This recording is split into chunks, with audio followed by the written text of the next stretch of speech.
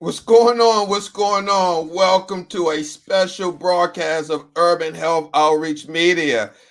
I am your host, Steve Belcher. Thanks for joining us. Hey, tonight's show, this is a very, very special show for me tonight. So please share this broadcast. If you're a kidney warrior, this is a show you definitely need to watch. The young lady I have on tonight, very, very inspirational. Um, Two-time transplant recipient, and just recently, unfortunately, is back on dialysis. And we hope this is just temporarily. So we definitely need your prayers. Um, I've known this young lady that I'm about to bring on. Let me see. 2014 is when I started. About 5 years now, 5 or 6 years, and I just want to share some photos from the archives over the years that I've known Stephanie. I met her because I was a nurse at a DaVita unit. Uh, Here's one picture of Stephanie. She was on 5 years before I had met her, and this was doing a photo. A photo op that we did down in Baltimore for one of the videos. Here's another photo. We're at WEAA in Baltimore, Maryland. Stephanie has the black hat on. I'm at the right. Then to me is Dr. Gary Jennings. Then there's Dr. Saluja, the short lady, and then next to her is the host. Um, oh my God, I forgot the forgot the host name. That's so embarrassing. But the host of the radio show, and then it's Stephanie. Then you got Daryl Queen, and then you have wow, I just went blank tonight. Oh, Ray Harris. You got Ray Harris. And then there's one more photo of me and Stephanie right before the show. I'm not sure if she remembered that, but let me bring her on. This is going to be a great show. I'm going to throw on our special guest intro because she's definitely a special guest tonight.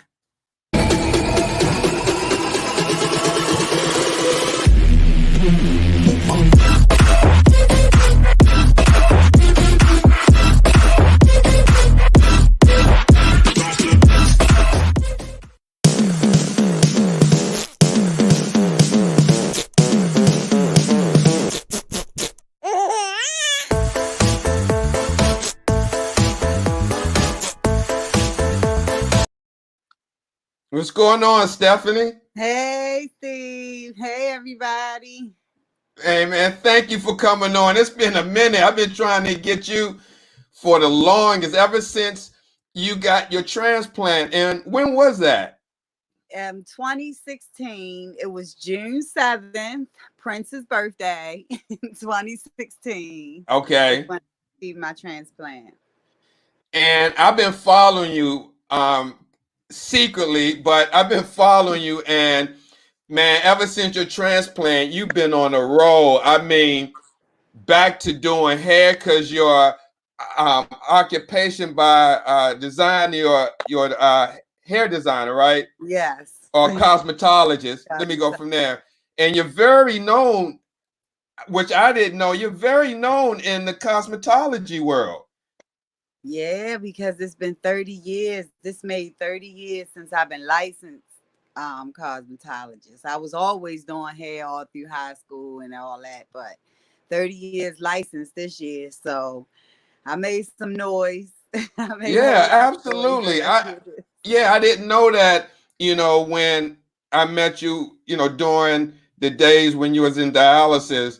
But I didn't know you did hair after you got your transplant. Like I said, you would like went off and was doing that and do some promotion, throw a lot of parties like mothership parties or something like that. Hey, it's always a mothership. It's always a mothership. Right, right. Yes. Wow. Now, let me ask you. I saw somewhere that you post way back about working in the hair salon and the chemicals. Do you think that had something to do originally with your kidney failure? I do. I do. I really do. Because 30 years for one is a long time. You standing right over top of it. And I was in high demand for a lot of years. So I was just doing color and just breathing all these chemicals in. Nobody's really letting us know, hey, listen, that ain't good for you. Or we need to come up with a better formula for cosmetologists to use so that they'll be safer. But they give you that heat and you don't even realize it because you're just doing what you love and you caught up in it. Mm-hmm. But I do think the chemicals have a lot to do with it because yeah, I'll I guess I'll say it later. Right. Now, so it they don't know what the exact cause was when you first got on dialysis. No, I never had diabetes, and usually you have diabetes when you're on dialysis. I never had diabetes, but they saw like a spot on my filter of my kidney that my kidney wasn't filtering properly. Mm-hmm. So everything that goes in, whether you breathing it, eating it, or whatever, it has to come back out. So if it's a bunch of harsh chemicals that got to come back out, I can only imagine what kind of damage Mm-hmm. has been done over the years. Right. Right. Now, I know a lot of people may once they get a transplant and they probably go back to their normal routine. Um, Being that you kind of did that, did you still make your transplant appointments and follow your medicine regimen? Yeah, I still made all my appointments. I was on top of getting my labs weekly, bi-weekly, or monthly, whatever they needed, medications, all of that, because it's so important to do it on time, and take all of them and keep your blood pressure under control because the blood pressure will take your kidney out. Mm-hmm. Mm-hmm. Now, you posted a video I saw maybe about 2 weeks ago. Could have been a little longer, a little less, about you having to start back on dialysis. And I mean, I've known you for about 5 years, and that video, I mean, seemed like you were really at peace with that. No, I'm actually angry. I'm really angry. And I'm Okay. trying to get rid of the anger. If I could just be honest about it. Sure. I'm trying to get rid of the anger because I know anger and healing can't happen in the same place, but I didn't know how to live with a transplant. It's so delicate. It's more delicate than you can ever imagine.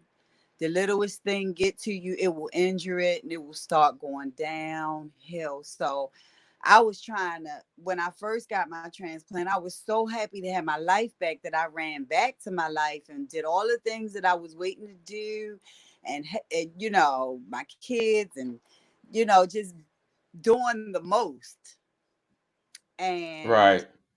I don't think that's the route because now I'm in this position where I'm back on dialysis, which lets me know that whatever you just did, you gotta find another way because now you back here on dialysis again. You know what I'm saying? And, Right. and I just learned so much, and I felt so good doing my life. Like it felt good to me, but it's so delicate that you have to be so super careful about everything. I thought I would move to New York and pursue my dreams, not realizing that it's too many people in New York for the Mm. compromised immune system that I have. now. You know what I'm Wow. saying? You Yeah. Oh, don't think about it. absolutely. You don't even think about it. You just like, okay, all right, let me go back and do my life. And I'm around millions of people every day going to work. And before I knew it, I caught a terrible disease that almost killed me. I made it. Mm. Thank God I'm still here. The Legionnaire's disease, and it injured my kidney so bad. Not realizing I'm just jumping on a train, going to work, coming home, not realizing the germ factor is real. You mean jumping on the train like from New York to Baltimore train? No, I was living there for a month. I only Oh, lasted up in New a month. York. Yeah, I was like, okay, I've gotten better. Let me go to New York where all of the everything that I want is there. And Sure. not realizing that it's too many people. Once I got sick, my doctors was like, we don't recommend New York. It's people from all over the world with anything. Who know what? Right. And you just holding the pole on the train, so you don't fall. You're not thinking of it like, okay, this kidney. You just feel good and go back to living. Mm-hmm. And it Wow. hurt my feelings. So you know what I'm saying? I'm human. As much as I try to be a superhero, I'm human. So it hurt my feelings so bad when it happened. And it was just like, oh my gosh, I done got the kidney. Now I'm trying to do it. And I still just can't get it going, you know? Right. Right. And, Wow. this time when I ended up back on dialysis, it's only been like a month now.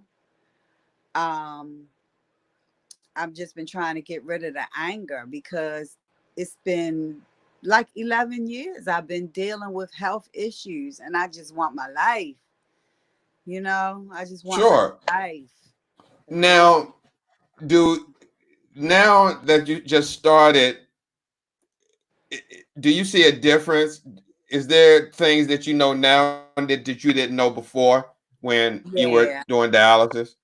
Yeah, when I first got on dialysis before, I was really sick and I was really weak and I didn't know what was happening and nobody was really explaining what was happening.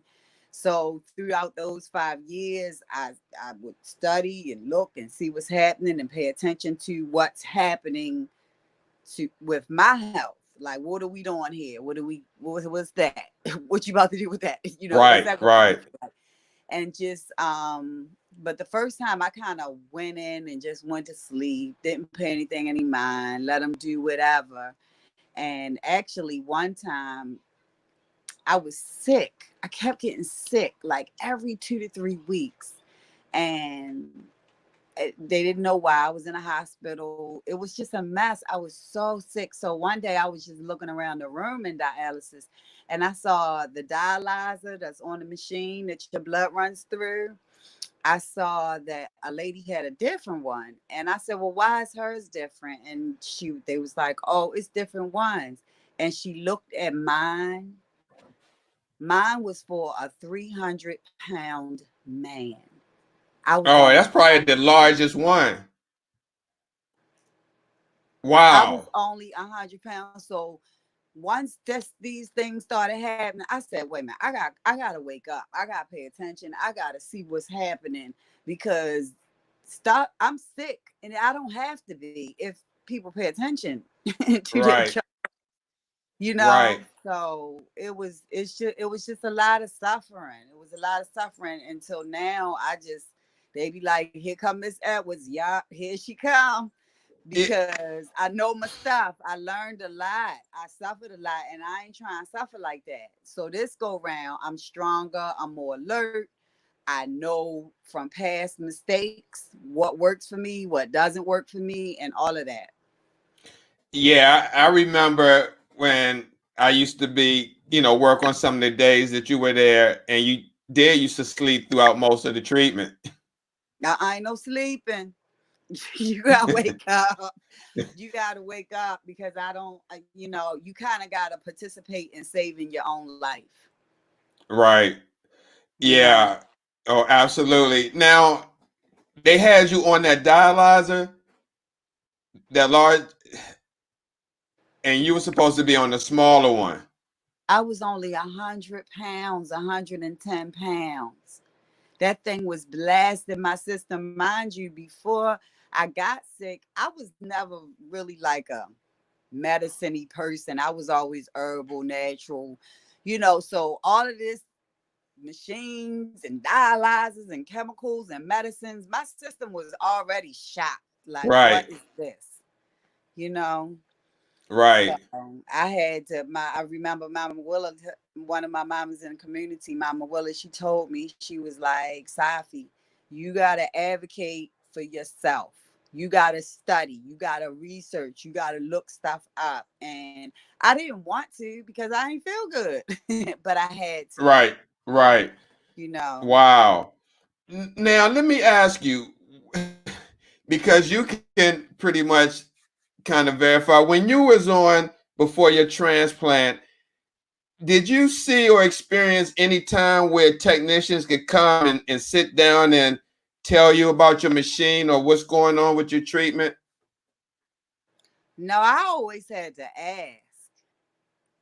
I always had to ask. They never really came and broke it down, besides like if an emergency comes, how to take your needles out.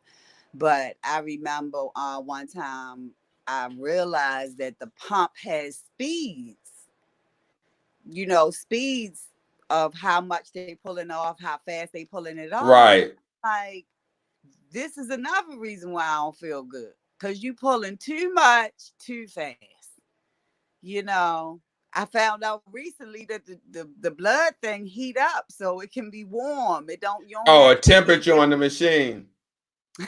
Right, right. So I we mean, got a little stuff question. matter. Leslie, she just recently had a transplant, maybe about 4 or 5 months. Yeah, Um, she's out of Georgia. She wanted to know how long did you have your transplant? I had it for 4 years, about 4 years. Uh-huh. And your I got daughter was your donor, right? my daughter. We did the paired kidney exchange where me and my daughter didn't match exactly, so the kidney wouldn't last as long. So what they do is, if she's willing to give her kidney to a stranger, they'll go into this pool that's all over the country and find an exact match for me. So that's what we did. So, Oh, okay. hmm Wow, that's awesome. Because a lot of people don't know about that program. yeah, you can, if you don't have anyone to donate that matches you, they'll ask, are you willing to donate your kidney to someone else? And we'll find the exact match for your loved one. So my daughter's kidney went to California, and this kidney, Okay.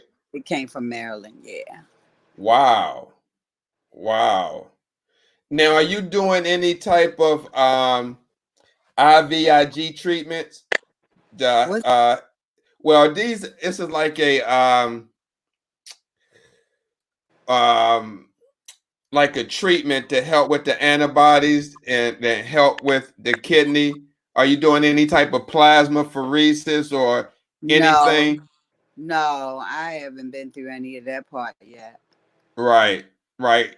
Because I was just, but you noticed that your creatinine has that been coming down? You know what?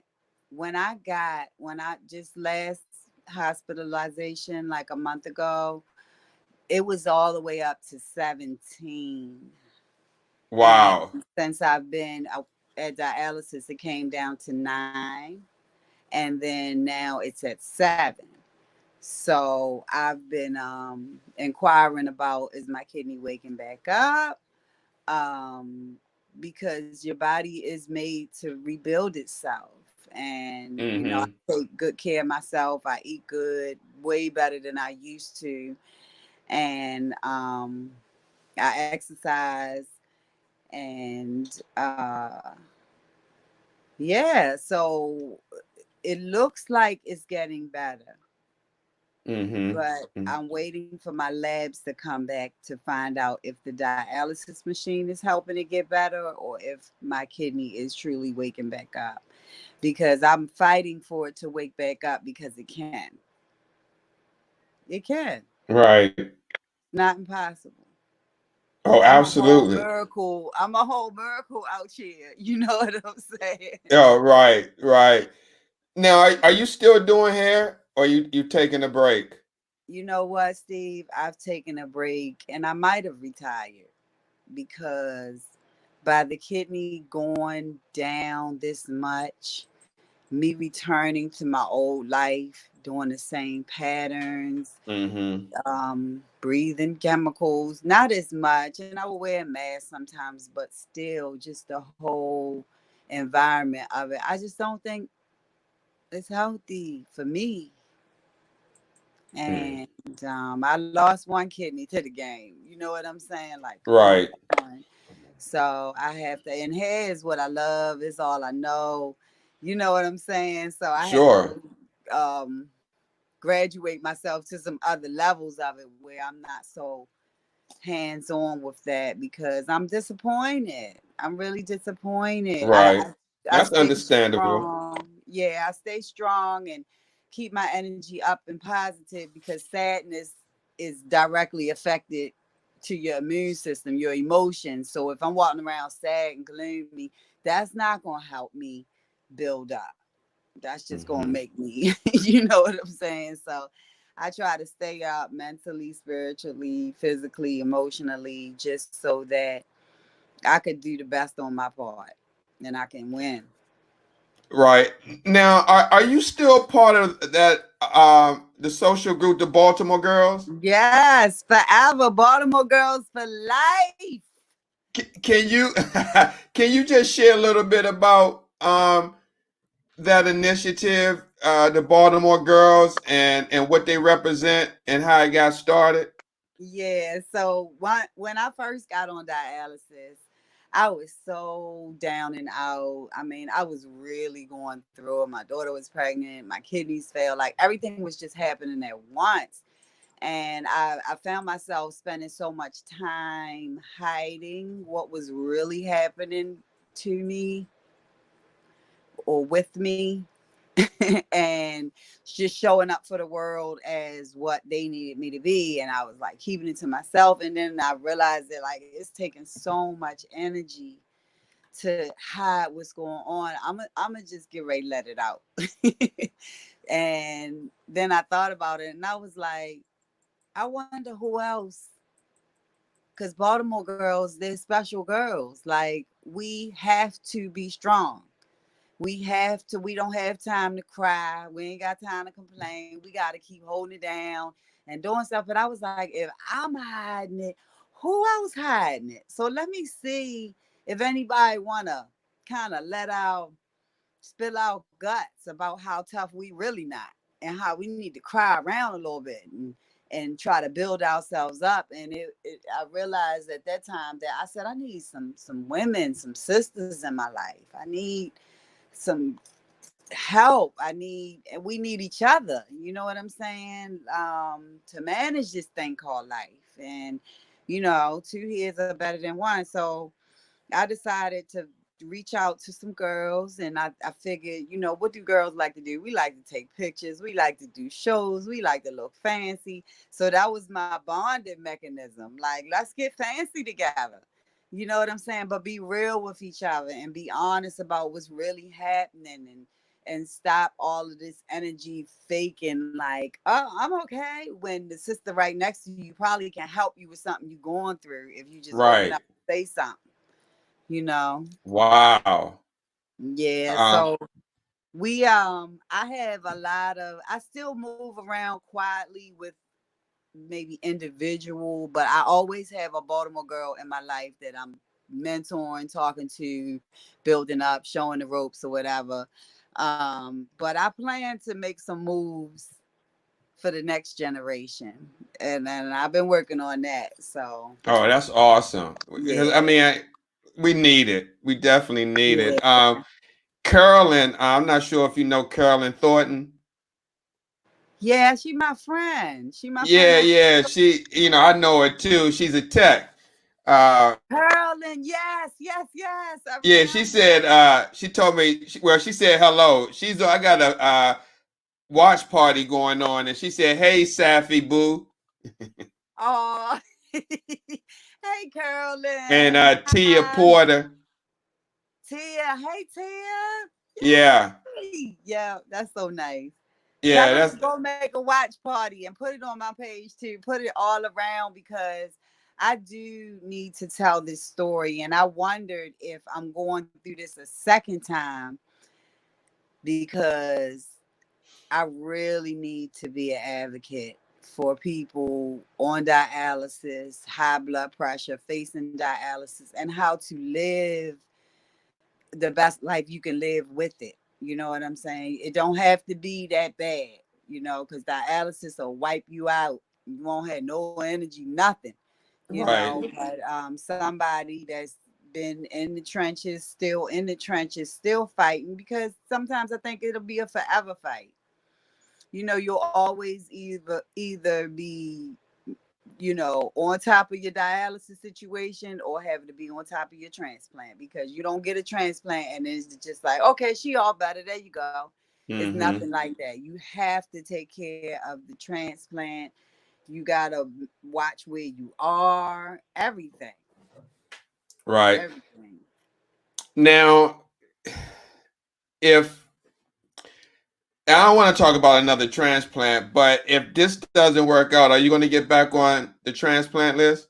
Oh, Steve, already done. I'm already talking to these people like, listen, get me up on that list right now so that it goes back to the first day you started your your dialysis again, and let me build that time up, because I mean the first 2-3 weeks of this second round of dialysis, I ain't do nothing but cry the whole time Mm, because I did not want to be there. I do not want those big needles in my arm. I do not want to see all of this medical equipment around me. I want to see birds and sun and no, I'm you sure. know, and Right, it's still tough. Today was tough. right. Have you thought about possibly doing it at home? You know what? They keep asking me that. And the first girl came and was like, "Oh no, they just got to put a catheter in your groin or something like that." I said, "Miss, Mm, nobody else is cutting nothing. There's no more cutting. I'm tired of the cutting and the sticking and the poking and the prodding. right, Like I just be like, get off of me." So, the way the center looks right now, God bless them. I might end up going home and doing it myself, but I can't even wrap my mind around giving myself my needles, even doing it every time I'm supposed to. I know me. Like, right, right. so I don't know. They keep talking to me about it, but I'm like, listen, just back off for a minute. Let me figure some stuff out. Yeah, so I don't really know. So I talked with a friend of mine named Marva today. We were texting, and she said she's going to start the lessons for it. And I said, well, let me know, because maybe I'm being too rigid about it, but I don't want nothing to do with the diet. No, no, and I can completely understand, and I'm definitely be hoping that that kidney turns around. But Hmm. if not, then home has been a lot beneficial for a lot of people, and I mean, home is your choice, but depending on one's lifestyle, and one want to take control of their health and know what's going on, home would be, I feel, most beneficial to someone, because you know instead of running 3 or 3.5 hours 3 times a week, when we know that more dialysis a person feels better, that's a rigid treatment, going in having, say, 3 to 4 liters of fluid taken off in 3 or 3.5 hours, opposed to being at home running a very slow treatment over Hmm. 4 or 5 hours, especially if you're already up at 10 o'clock at night, and if you're one that has insomnia, then this would be good for a person because then they can do the say 4 or 5 hours or 6 hours from 10 to say 4 in the morning or whatever the case may be and finish up. And then you got the rest of the day to yourself. Yeah. Yeah. And I'm gonna look some more into it. But giving myself my needles. Well, you know, something that I know somebody's going to probably pick up on, but if you knew somebody in your circle that did dialysis or could put the needles in, I know that would probably be something for them to You do. won't you come do it, Steve? Can I you mean, come I give me my would. needles? I mean, yeah. I mean, if it came down to that, I mean, sure. I mean, depending on the time you did your dialysis and all that, I mean, I would work something out with you. Absolutely. Steve, you such a sweetheart. You always been so cool. Yeah. Thank you, Steph. I mean, I just, I just hate to see people going through this process and not being educated or know what's going on. Like you said, uh, you found out that you was running on a filter that was designed for a person 300 pounds. And I know the type of filter you're talking about, the large ones. I know what for is they had these dialyzers called 250. And Mhm. they got the 200, the 250 is the largest, then the 200, then the 180, and then the 160. You seem like you should be on the smallest one, the 160. But I say all that to say, I mean, if you can't feel comfortable going to sleep and and to have not to worry about someone putting up the right dialyzer or giving you heparin when they're not supposed to give you heparin or doing something that has nothing to do with your treatment can be very, very scary. Yeah, yeah. And I mean, I guess you telling me this and I'm saying all this and maybe I should consider it a little bit more. Because I I want to mean, be in whenever you're charge. ready, I want to be in yeah, whenever charge. you're Don't ready make no for it. mistakes. But see, this is it. Now you're prepared. Like when you go in, you better prepare. Like, hey, what's my blood flow rate? I mean, go look at your Right, orders and see what you run on.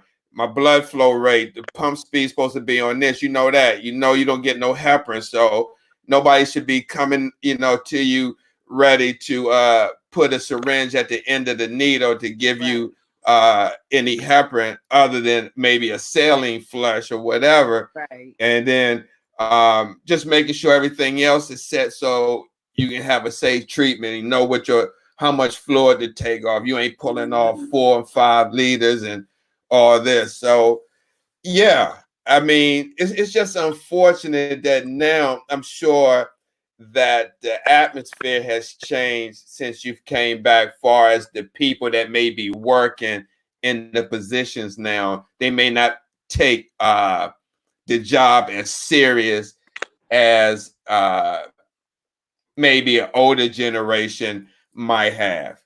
Yeah, yeah, Steve. When I came on board, I mean, it was a level of professionalism. Besides, stuff happening, the nurses and the people that was in charge of stuff, they were on it with me. They were on it. And now I got the nurse asking me the same question.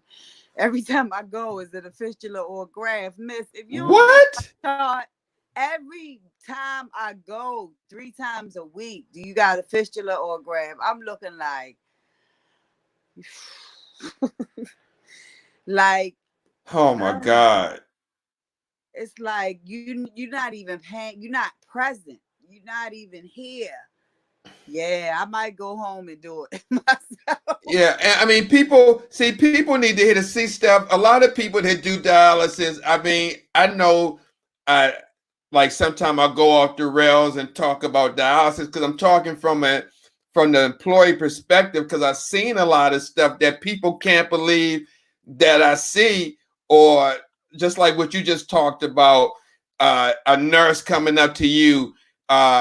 asking you if you got a fish or a graph. And it's like, I mean, if you there for 2 weeks and you come out each time and you asking me each time what I got, is like, are you kidding me? Are you like you said, are you reading the chart or what? Right. And I get Epogen to get my red blood cells up. And Sure. sometimes when I gotta remind them, my machine is getting ready to cut off. Have you given the Epogen? Have you given the medications?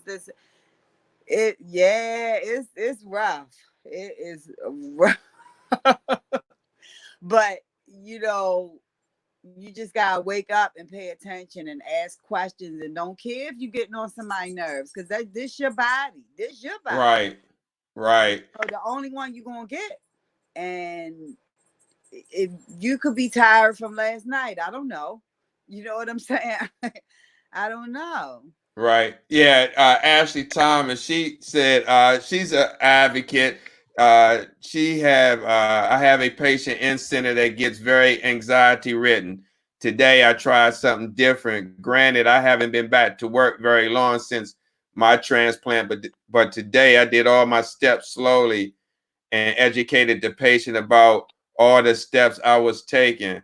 The patient Mm-hmm. ran great. No, yeah. See, that's the thing. Um, with all these different techs and new people, no one can't give any consistent education. And you need advocates like Ashley or like yourself who's been through the Mm-hmm. process and can be there to advocate. In fact, I know a couple of techs that on dialysis now. Wow. Yeah, yeah. I I mean, we wonder work. about that though, Steve. It's like so many dialysis centers. There's so many black people on dialysis. There's so many black people with diabetes. I wonder about it a lot. You know what I'm saying? And I know that nothing in my life happens by mistake. And it's a reason why I'm frontlining in the trenches on this dialysis kidney situation, because somebody needs to speak for the elders and the elders that are just tired and just, you know, they don't have the energy to even do all this questioning when they come No, no, to you're line. right. You're right. And like people like Ashley Thomas, I'm just like you're right because the other person I know that's on dialysis that worked as a tech, she's fairly young, in her 30s, and she said the same thing. Is that she is not going at home because she knows about home dialysis from being a tech, that she feel like she needs to be there to protect the elders, like who's looking out for them, Mm-hmm. and like if someone uh, say the machine goes off and they can't speak up or say my machine is going off or I need help, and you may see it, then you may be able to be verbal for that person who may not can't speak, regardless of what it is. Maybe they had a stroke and they can't uh, pronounce Right. their words or say it to a point where someone can hear them or understand them. Oh, Steve, speaking of machines going off, they let them play like whole songs. I never heard so I never heard so many machines singing at once and nobody moving to fix nothing. I'm looking around like, I don't think these machines just supposed to keep going off like this. You Right. know? Well, it's different reasons, and I know exactly what you're talking about. I've been in the trenches with you at that same place. But let me ask you this: have you been really concerned going here with the COVID-19 going on? Yeah, that was one of my biggest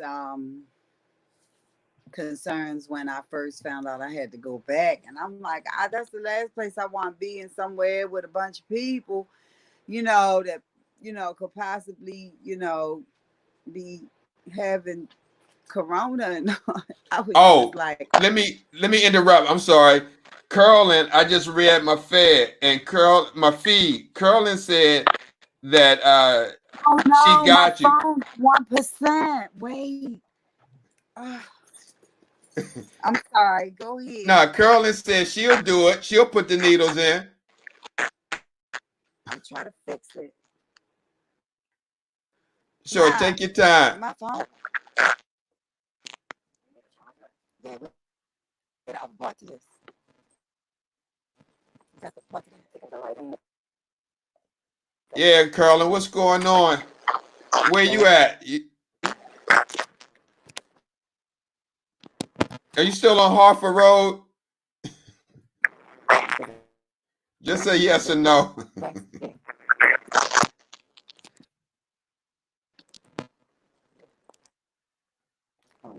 You I'm there? sorry, y'all. Oh, there it is. There it is. Okay. Woo! Yeah. Oh, woo! Okay, So okay. if you decide to go home, Curlin said she will help you put those needles in. I'm going to class. I'm gonna Yeah, go I to mean, class because at least I can explore my options. I just these needles and my fistula. It's never comfortable. well, You let me never ask get you used to the this. feeling. I know you had mentioned that you're having surgery next week. Now, I'm sure everything will have to kind of wait till after you recover from surgery. Yes, that's what they Uh-huh. told me. They said that when you get the transplant anyway, they want everything in your body perfect, like even down to dental. So you have to get a lot of tests, and they keep giving you this medicine to keep cleaning it out your body. So yeah, you got to fix everything before another transplant can happen. So they have to do surgery on me next Friday Did they say how long to you'll get probably the be animal hospitalized? for about 5 days, and then maybe 2 weeks of side effects, and 6 to 8 weeks for total recovery. Or you had to go in rehab? God knows, I hope not. Mm-hmm. Mm-mm. It depends on, I guess, my speech and my vision and all this kind of stuff once they done. But I'm going in with a strong mind and positive thoughts. Oh, Um, absolutely. You definitely going to definitely be in our thoughts and prayers. Thank y'all so much. I can't believe it. I'm like, what in the world? Mm-hmm. But God just, he needs people to show people that he is God.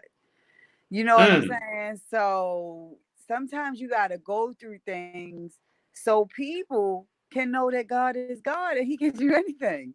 You know Right. what I'm saying? So when you pray and you be like, use me, Lord, you got to mean it. Because he might use you in some ways where you ain't comfortable. But if you're going to do the work, you got to do the work. Right. You know? Wow.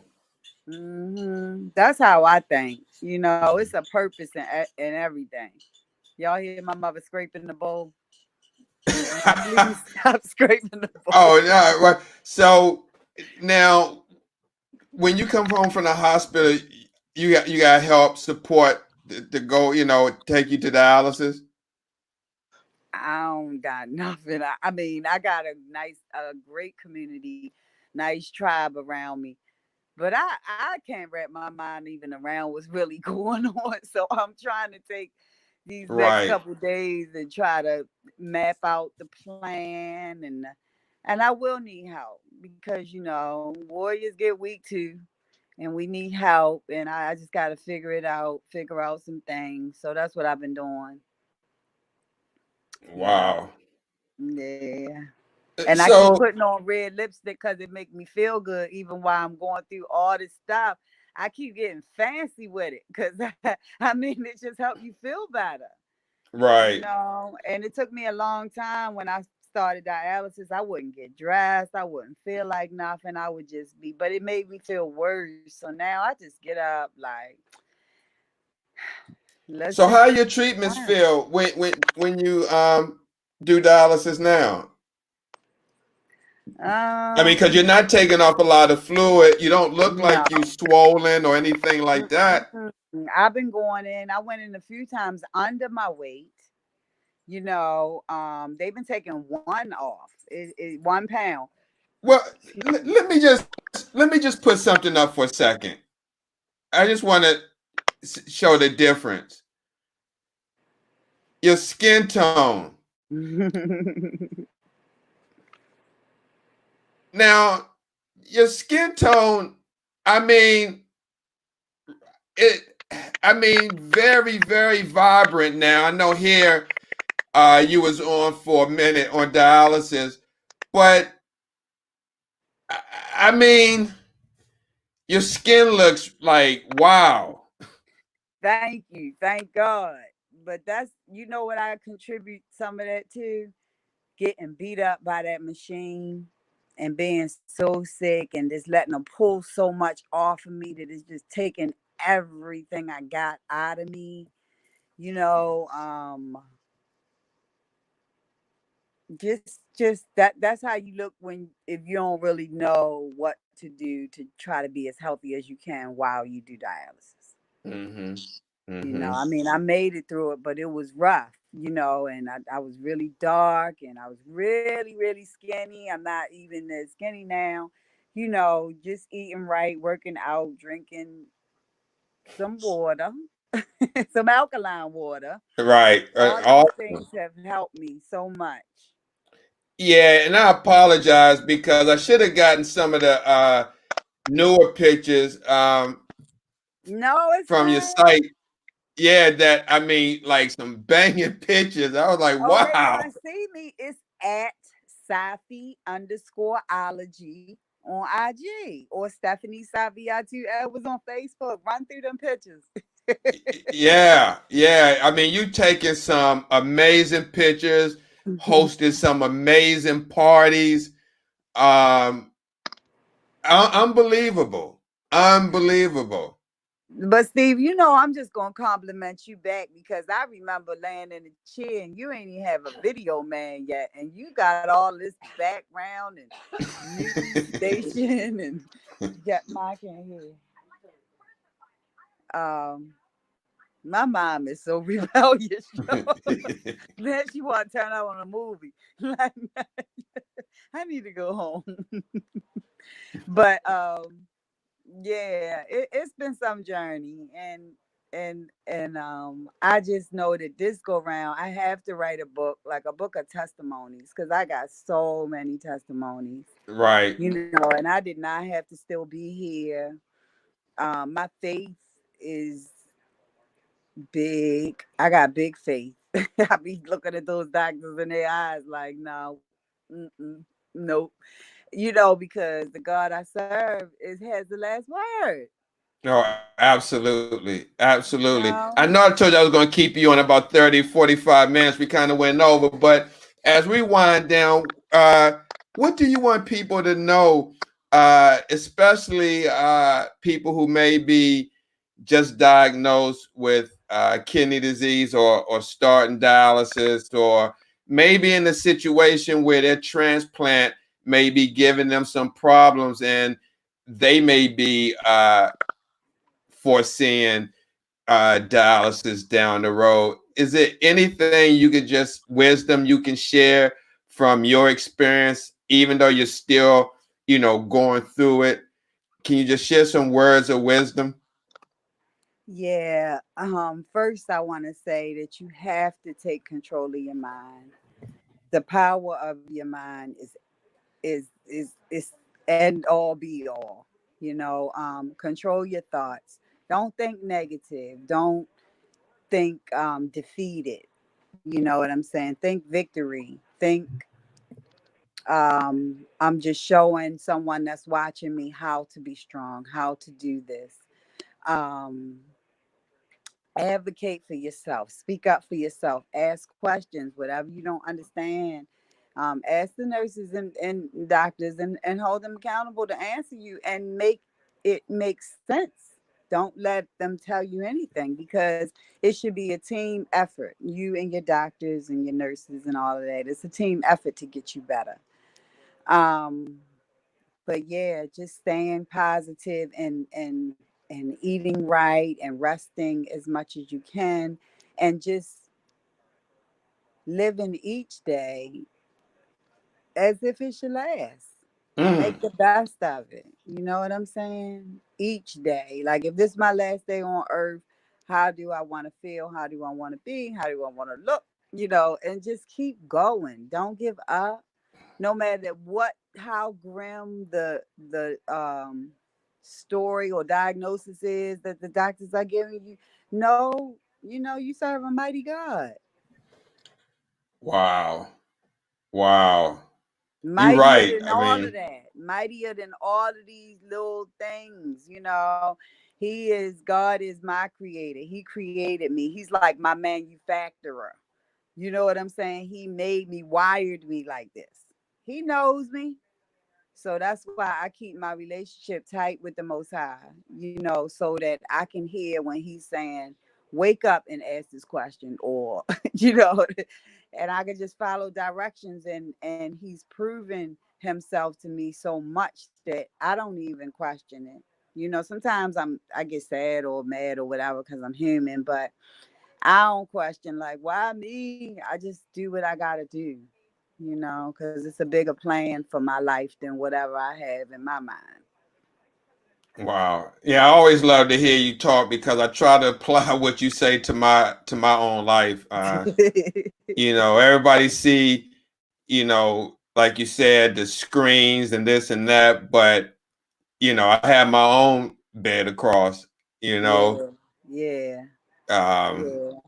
so but I feel you on what you just said. And Stephanie, let me just say this. I'm just glad that I met you and came across your path because here after 5 years later, I mean, you know how dialysis is, as far as where nurses come and go, and I'm sure you've seen quite a lot of nurses and techs come and go, but I was able to still maintain a bond and friendship with you. The radio show, with the whole, radio show. What happened?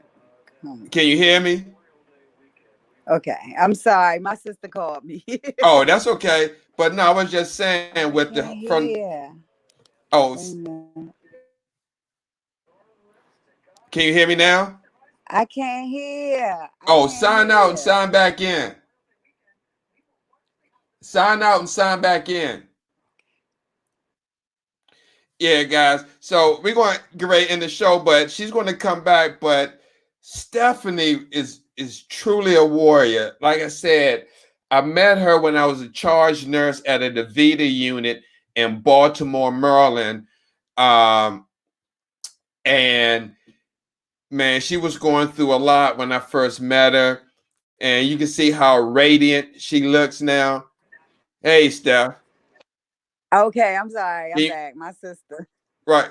No, I was just saying, I'm glad that I was able to keep in contact, with you after your transplant and just everything through social media and to see your story because, like I said, you got nurses and techs come and go, and they rarely keep in touch with people or stay in patients' lives. And just to still be a part of your life, it's just an honor. And you can always, if you need anything or whatever I could do to, make your situation, you know, a little better, um, you can, always reach out to me. Oh, thank you, Steve, so much. You don't know how much that means to me. It means so much to have a professional, real nurse in No, my I corner mean you that's you got my gifted. number. You can call me anything. And I wish this whole COVID thing wasn't going on because I would have been at the hospital to Yeah. come and visit you. My got a lot of time on my hands, so um I Put just wish. put your nurse badge on and come on in there. Well, I was thinking about that. No, please, Steve. Where are you gonna be at university? University, yeah. Yeah, see, I don't know if I can use a different badge to come in university Or as put your clergy outfit on.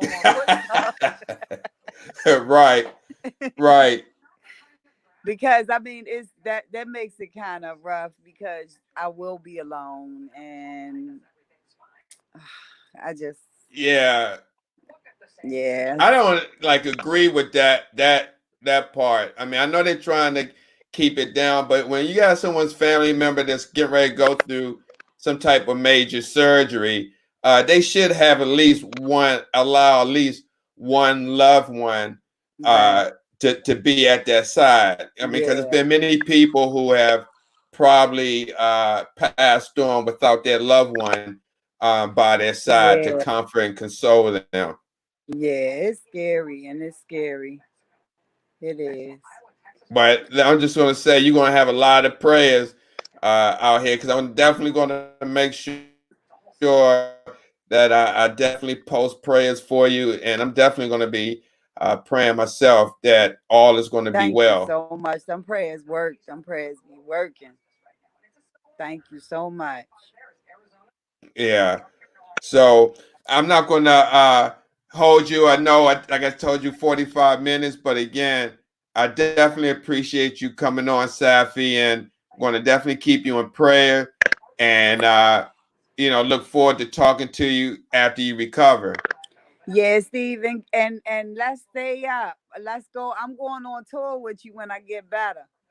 We're going on Okay, tour once okay, all this stuff happens because it's yeah, time. we It's got to time. do something. We got to do something. By that time, hopefully, I got my settlement. Don't worry about it. We'll figure it out. But I'm definitely want to talk more to people that need it because it's not in vain that I'm going through this right now. It's for the people, you know. Sure, sure, absolutely, absolutely, Stephanie.